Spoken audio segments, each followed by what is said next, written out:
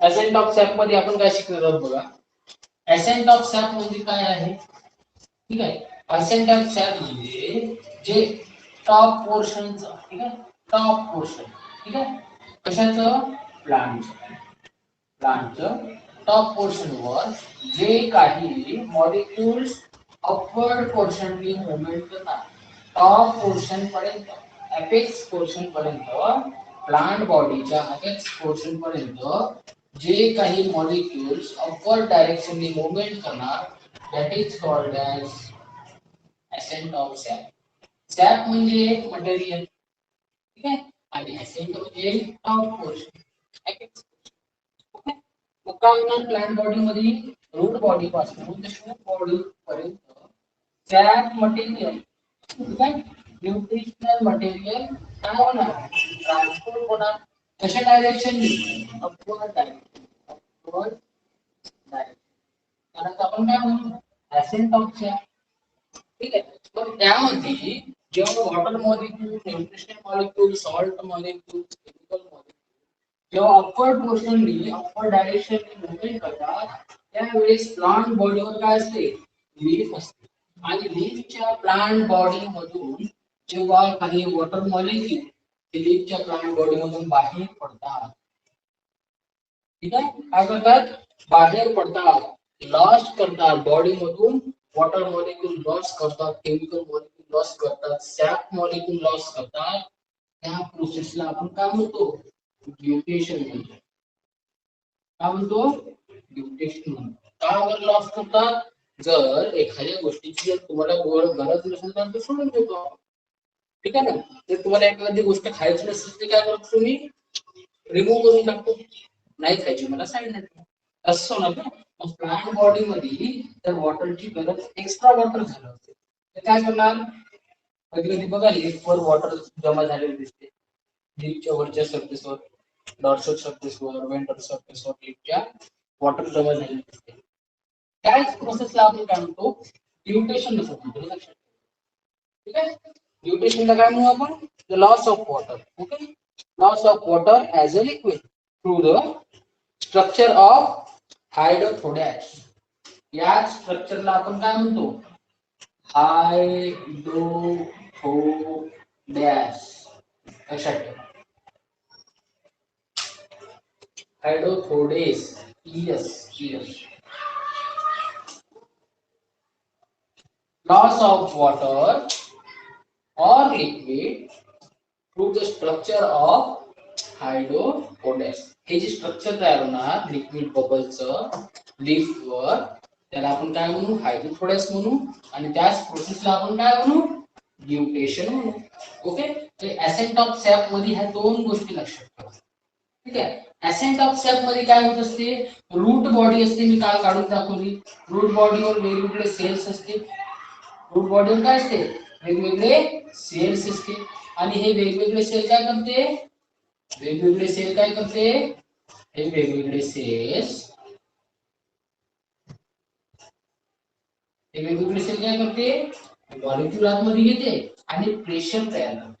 कसं प्रेशर तयार करते, जेव्हा वॉटर मॉलिक्यूल जास्त झाले, पाणी इथं जर जास्त झालं, प्रेशर तयार होणार. प्रेशर तयार झाल्याबरोबर रूट पोर्शन आहे ना, रूट पोर्शन मधून काय करणार, अपवर्ड डायरेक्शनली सॅप मॉलिक्यूल काय करणार, मुवमेंट करणार. कधी मुवमेंट करणार, जेव्हा इथं प्रेशर तयार होणार. प्रेशर हे सॅपचं काय होणार, इन्क्रीज होणार.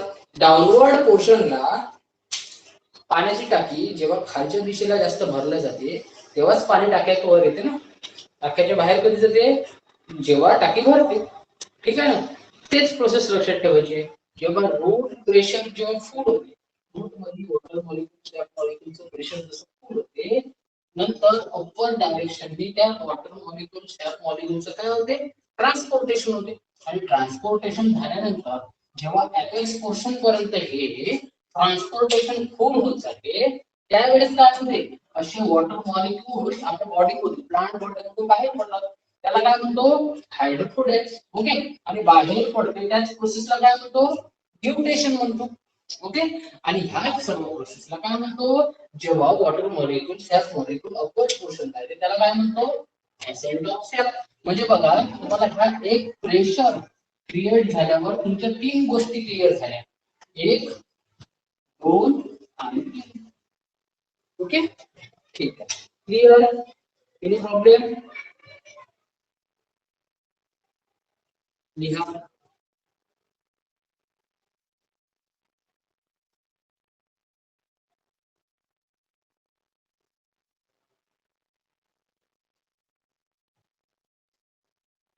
नंतर बघू factor affecting rate of transpiration.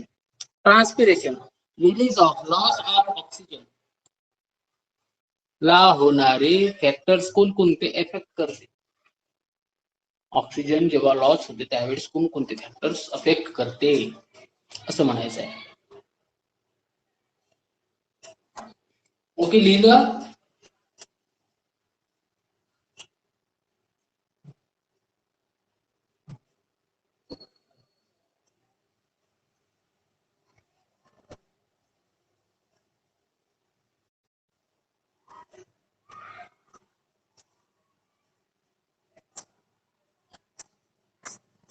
बघू आता कोणकोणते फॅक्टर्स अफेक्ट करते.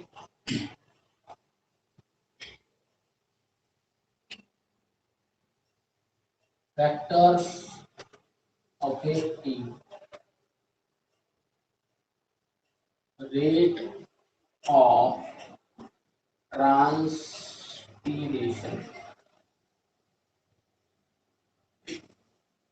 कोणकोणते फॅक्टर अडथळा निर्माण करते, अफेक्ट करते बघा. फर्स्ट आहे टेम्परेचर. टेम्परेचर बघा, टेम्परेचर जर इन्क्रीज झालं, हाय टेम्परेचर असलं, कसं हाय टेम्परेचर असलं तर काय होणार, ट्रान्सपिरेशन प्रोसेस इन्क्रीज. काय होणार, rate of transpiration. Rate of transpiration काय होणार, इन्क्रीज होणार.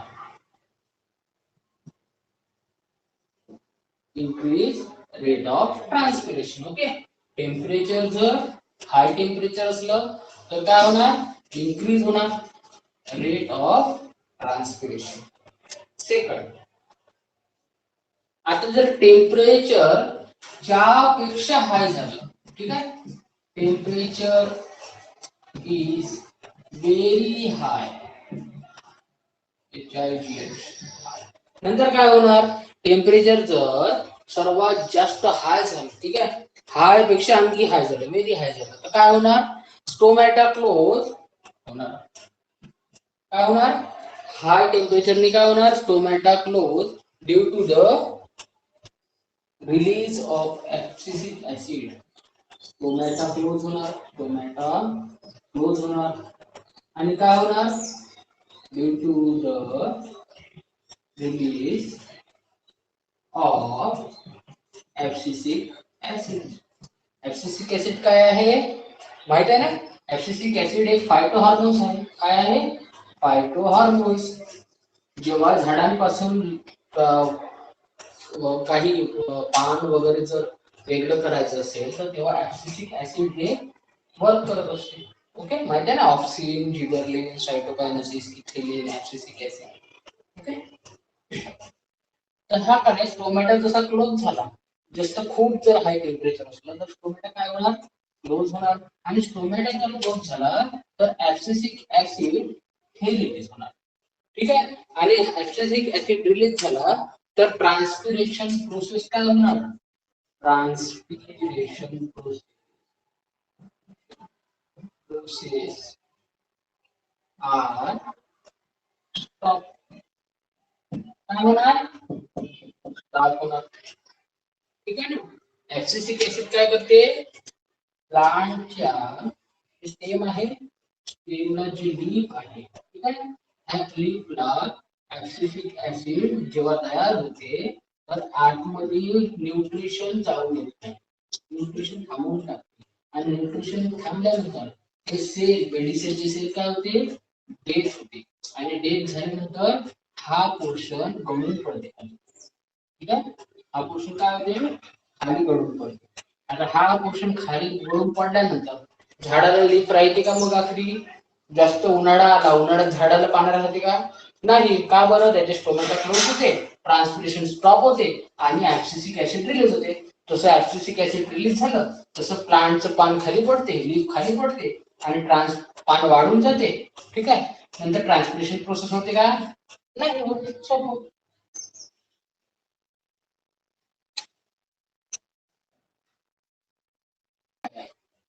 Second point, humidity.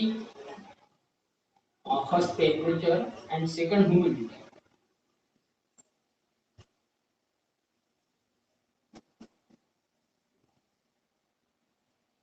Humidity म्हणजे काय म्हणताय बघा. High the humidity, lower in transpiration. High the humidity, दड म्हणतो आपण. High द दमट वातावरण म्हणून high the humidity. Okay. Lower in transpiration. Transpiration काय आहे? Loss of oxygen. ट्रान्सपिरेशन म्हणतो आपण. ट्रान्सपिरेशन आम्हाला माहित नाही काय याचं. ठीक आहे. नंतर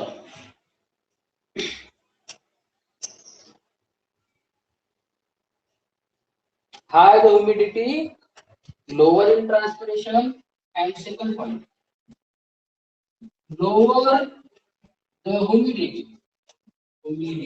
How to divide? And dry. Lower the humidity and dry condition. Okay. Lower the humidity and dry condition. Faster in transpiration. Faster in transpiration. ठीक आहे. ओलावा किंवा दड असणे, दड मध्ये काय होते? ट्रान्सपिरेशन प्रोसेस स्लो होतात. ठीक आहे. परंतु दड निघून गेली, थोडं ड्रायनेस आलं. ठीक आहे. सकाळचं जसं ऊन राहतं तसं. ठीक आहे. ड्रायनेस आलं काय होते? ट्रान्सपिरेशन प्रोसेस मध्ये फास्ट होते. ट्रान्सपिरेशन प्रोसेस जशी फास्ट होणार, जेवढे ऑक्सिजन रिलीज होणार तेवढं काय होणार? कार्बन डायऑक्साईड सोबत काही मॉलिक्युल्स ऍड होणार. ठीक आहे. आणि फॉर्मेशन काय होणार? C2H6O6. अजून होता C6H12O6 असं ना. ठीक आहे. C6H12O6 म्हणजे ग्लुकोजचा फॉर्म्युला. ग्लुकोज तयार होणार.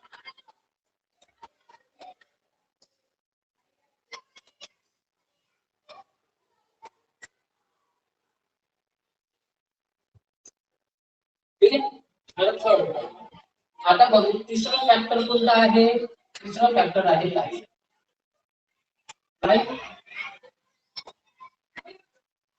लाईट मध्ये बघू काय होतं. Light intensity slowly high. Light intensity slowly high. Then photosynthesis increases.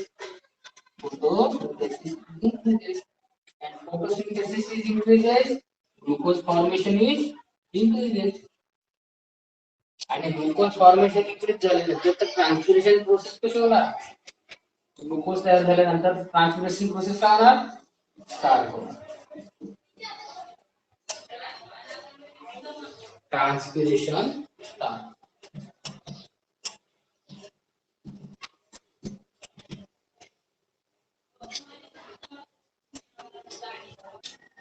Transport in plant मध्ये काय काय ट्रान्सपोर्ट होते? ग्लुकोज मॉलिक्यूल ट्रान्सपोर्ट होते का? काही फूड मॉलिक्यूल ट्रान्सपोर्ट होते का? ठीक आहे. मग फूड मॉलिक्यूल ट्रान्सपोर्ट कोण करते? फूड मॉलिक्यूल ट्रान्सपोर्ट कोण करते? फूड मॉलिक्यूल ट्रान्सपोर्ट कोण करते? Phloem cell. Okay. Phloem cell लक्षात ठेवा. आणि फ्लोएम सेल मध्ये दोन प्रकार असते. एक असते sieve tube. Sieve tube cell. Sieve tube. Black पेनचा वापर विसरलो आपण. एक असते sieve tube cell. Sieve tube cell. आणि सेकंड कोणतं असते? Companion cell. Companion cells. दोन प्रकारचे असे फ्लोएम सेल असते. हे फ्लोएम सेल काय करते, फूड ट्रान्सपोर्टिंग सिस्टमला मदत करते. आणि फ्लोएम सेल हा मस्क्युलर टिश्यूचा प्रकार आहे. ठीक आहे.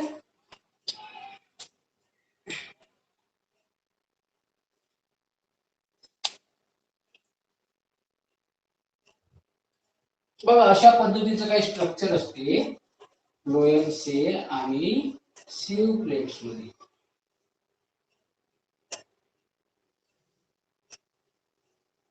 स्ट्रक्चर काढून घ्या.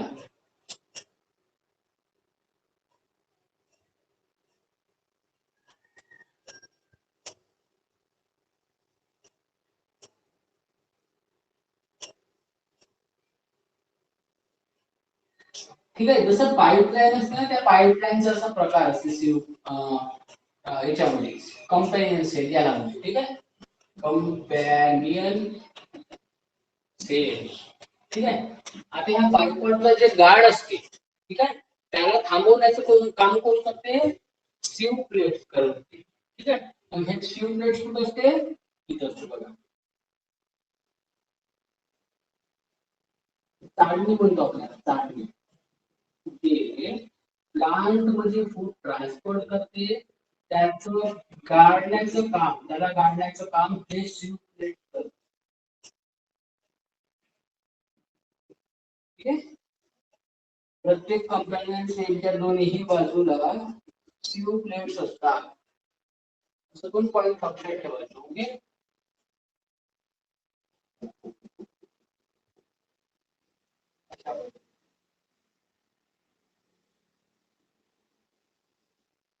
हे झालं तुमचं फ्लोएम मस्क्युलर सिस्टम.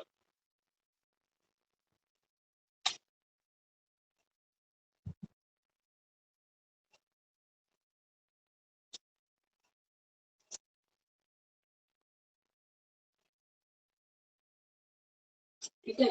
मग याच्यामधून फूड मटेरियल जेव्हा ट्रान्सपोर्ट करते, ट्रान्सपोर्ट मध्ये फूड मटेरियल काय करते, सिंथेसिस.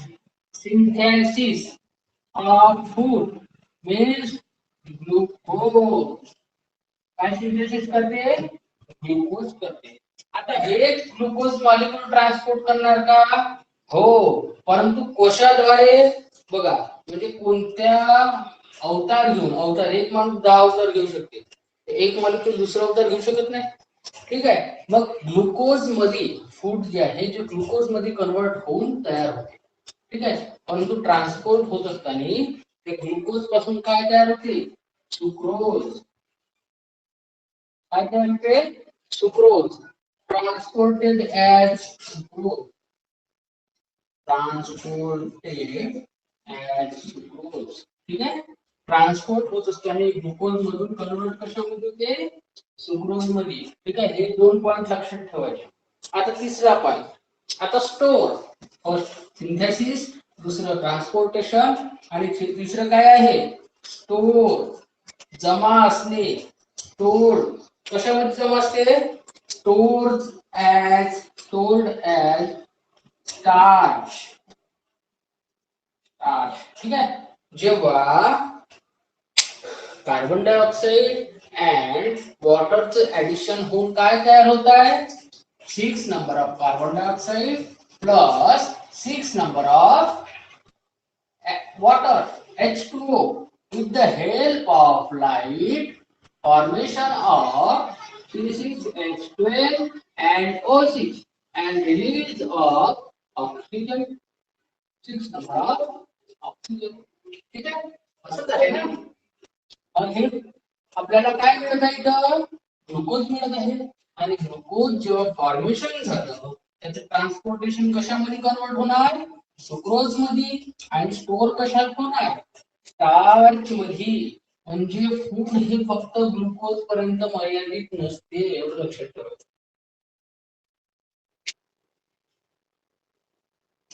आता हे एकाच मार्गाने चाललं का फूड, हे वेगवेगळ्या मार्गाने चाललं. ठीक आहे. म्हणून याला आपण काय म्हणू, multi directional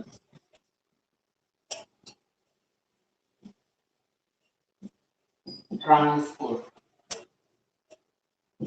multi-directional transpiration Pool.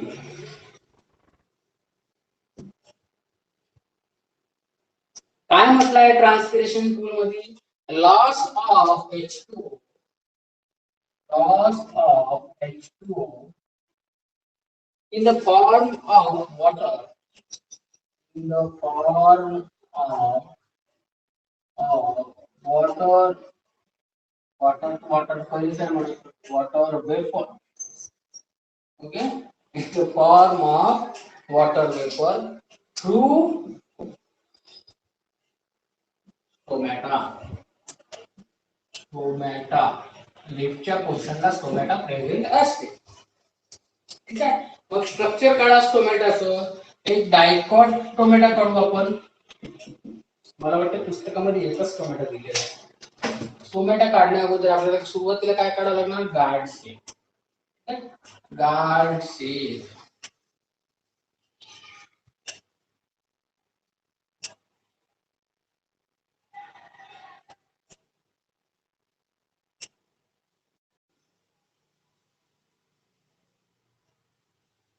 मी मिटवू शकतो. तुम्ही पेनीने काढलं तर मिटवू नाही शकत ना. गार्ड सेल नंतर स्टोमा नंतर आता गार्ड सेल आणि गार्ड सेल नंतर काय तर क्लोरोप्लास्ट.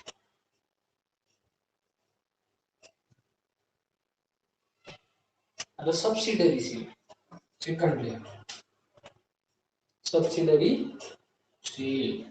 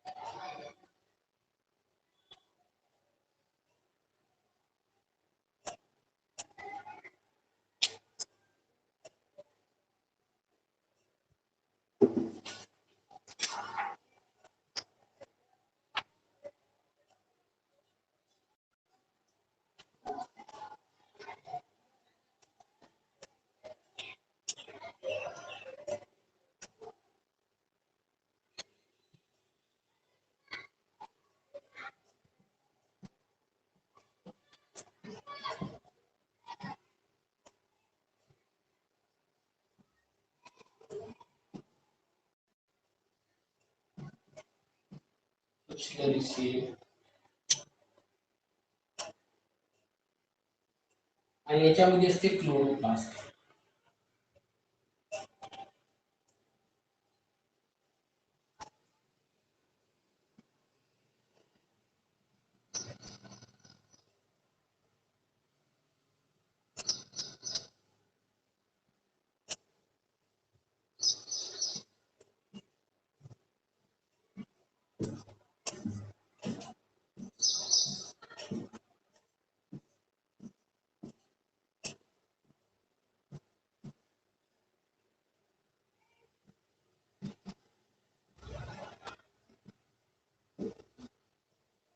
जी गार्ड सेल असते ही डायकॉट मध्ये. ठीक आहे. डायकॉट मध्ये जे डायकॉट माहिती आहे ना, dicot seed, monocot seed. Dicot सीडच्या प्लांट मध्ये जी गाठ असते ती कशी असते, किडनी शेप असते. Kidney shape. ठीक आहे, किडनी शेप असते. आता second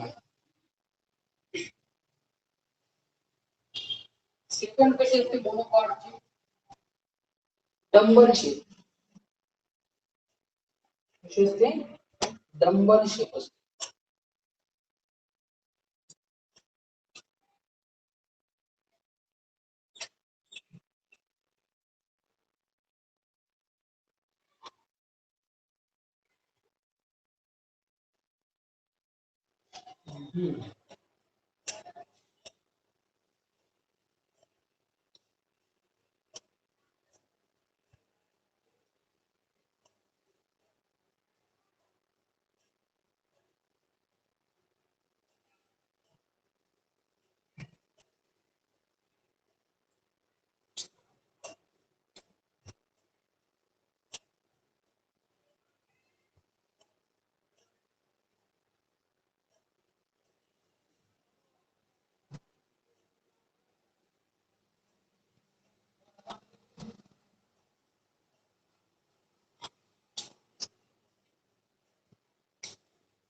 tomato full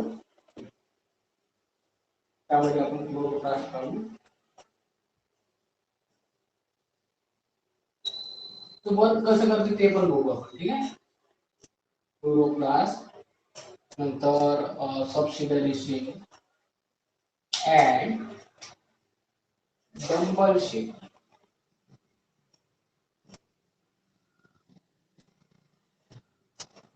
double shape as a chroma असते.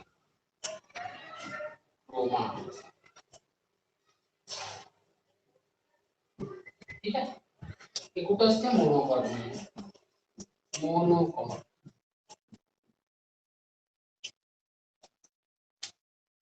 ठीक आहे, हे डायग्राम काढा नंतर त्याला समजून घेऊ. वॉटरची क्वांटिटी काय होते, वॉटर क्वांटिटी इन्क्रीज होते तेव्हा काय होते, सेल काय होते, टर्जिट होते. कसे होते, टर्जिट. आणि टर्जिट सेल झाल्यानंतर हा जो स्टोमॅटा आहे काय होते, ओपन होते. ठीक आहे, आणि ओपन झाल्यानंतर यामध्ये काय होते, ऑक्सिजन येते. ठीक आहे ना, ऑक्सिजन येते. आणि ऑक्सिजन आल्यानंतर ठीक आहे, सर्व मग आतमध्ये ग्लुकोज प्रोसेस चालते. आता हे जे हे जे ठीक आहे, इथं पण प्रोसेस चालणार. आता काय होणार, ह्या सेल्स मधून आपण थोडं उलट चालू आहे.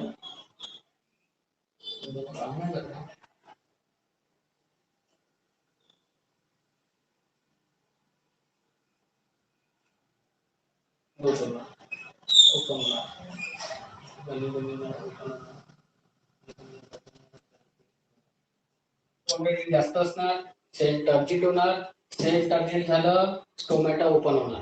ठीक आहे, स्टोमॅटा ओपन झालं, कार्बन डायऑक्साइड आतमध्ये घेणार. ठीक आहे, हे सर्व प्रोसेस चालू होणार.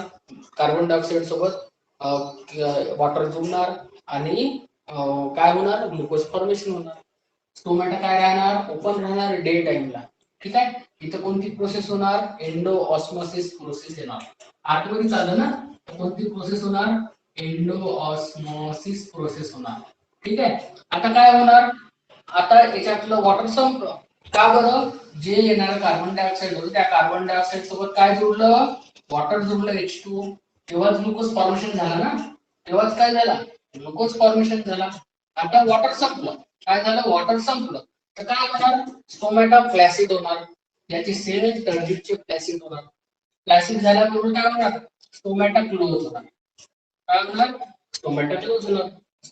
During night time. Okay, day टाइमची प्रोसेस झाली, during night time stomata close झाला. स्टोमॅटा क्लोज झाला म्हणजे ट्रान्सपिरेशन प्रोसेसला सुरुवात झाली, ऑक्सिजन रिलीज होत आहे.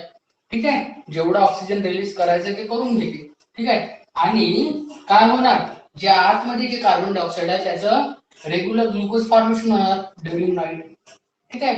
पण रात्री जेव्हा स्टोमॅटा जेव्हा क्लोज होईल तेव्हा एकही कार्बन डायऑक्साईड आतमध्ये येईल का? नाही येईल. एकही कार्बन डायऑक्साईड आतमध्ये येणार नाही आणि स्टोमॅटा काय राहणार? फ्लॅसिड राहणार. आणि यावेळेस कोणती प्रोसेस चालणार? Exosmosis. Exosmosis. Okay. Endosmosis during day, exosmosis during night. Okay. टर्जिटच्या वेळी स्टोमॅटा ओपन आणि फ्लॅसिडच्या वेळेस स्टोमॅटा क्लोज. ओके. मोनोकॉट मध्ये पण तेच राहणार. फक्त मोनोकॉट आणि डायकॉट मध्ये काय फरक आहे? मोनोकॉट मध्ये डबल शेप आहे आणि डायकॉट मध्ये किडनी शेप आहे. काय? स्ट्रोमा. त्याच्यानंतर कोणती सेल आहे? Subsidiary cell. म्हणजे याला काय म्हणू? Epidermis layer. याच्यावर आणखी लेयर राहते त्याला म्हणू इपिडर्मिस लेयर. ठीक आहे, कंप्लीट झालं तुमचं.